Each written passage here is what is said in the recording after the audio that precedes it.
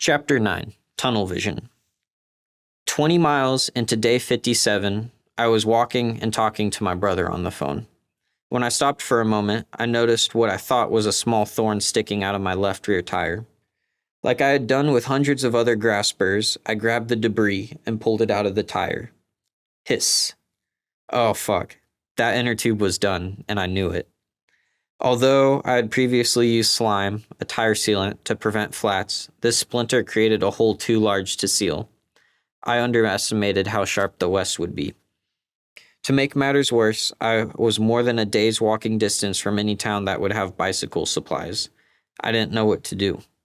I tried to fix the inner tube to no avail, as I didn't have a proper repair kit or any spare inner tubes.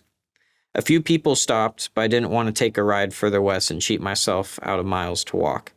I decided to try and push the last 10 or so miles on the flat. Almost on cue, Scott, who I had just met the day before, pulled over. He had come to bring me pizza as a surprise. Even better, he offered to take me into town to look for solutions to my tire problem, and then drop me back off where I was, since he was heading east anyways. I ended up buying some pool noodles at a Dollar Tree. Certainly not the most ideal solution, but I was able to sit on the side of the highway and shove a cut-up pool noodle into my now empty tire. It propped it up just enough to push the remaining distance into Andrews, the town Scott had previously driven me to. Any walk across America is going to involve several problems that require makeshift solutions along the way. I just feel like I happen to deal with these almost every single day, largely in part due to my tunnel vision when it comes to my personal goals. See, I was so laser focused on making it to California that any detour, even to pick up items that would vastly improve my experience or prevent major issues, felt like a major loss in progress. I was in go, go, go mode, seeing progress in a purely linear fashion.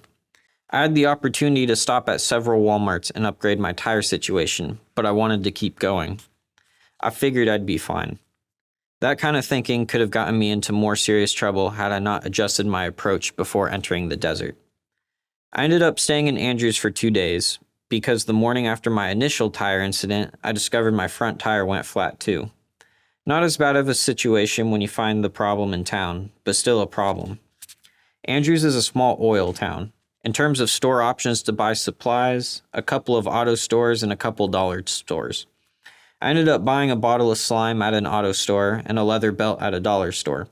I slimed the punctured tube, then reinstalled the tire, this time using the leather as an armor between the tire and tube. Any object that poked through the tire would also have to penetrate the leather and work against the slime to cause any flats. I decided this was the way I wanted to go with my rear tires as well. Problem was I needed a new inner tube. That one was punctured beyond repair, remember?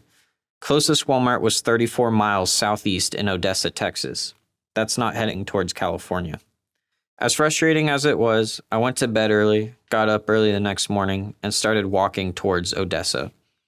It didn't take long to figure out that this was going to be one of the worst days of my entire trip. The wind was blowing against me, the drivers were irresponsible, and quite frankly terrifying to walk by. It was projected to be 100 degrees that day, I had a flat tire, and to top it all off, those miles weren't even making any progress towards my goal. They were an extra waste of energy, heading the completely wrong direction. Thankfully, 14 miles into my backward trek to Odessa, 2 women named Tasha and Teresa pulled over and offered me a ride into town.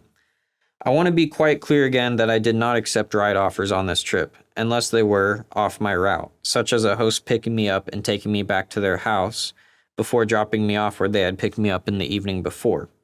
This situation fell into that category. I do not believe I cheated myself out of any miles. In fact, Odessa is 10 miles further east than Andrews. Add that to my 14-mile walk south, and you get 24 extra miles walked. Of course, to some this may render my walk to be supported.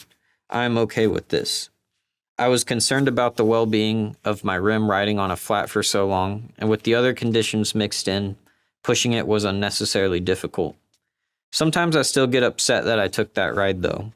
Even if it wasn't getting me closer to California, even if it was probably the smarter thing to do in that scenario. My friend Nathaniel told me not to beat myself up over it, as long as you're being honest with yourself and others. I don't want to claim that I got across the country flawlessly and without a lot of support along the way. I suppose at this point, I could have tried to get a ride back to Andrews and continue walking from there, but I decided to just accept the extra 10 miles and continue walking from the hotel I stayed in. The good news was that as soon as I looked at my new route, I realized how much safer it would be. A few more guaranteed spots to refill my water, which was huge. I didn't know this route existed before the tire blow, so I consider that incident a blessing in disguise now, even if it sucked at the time.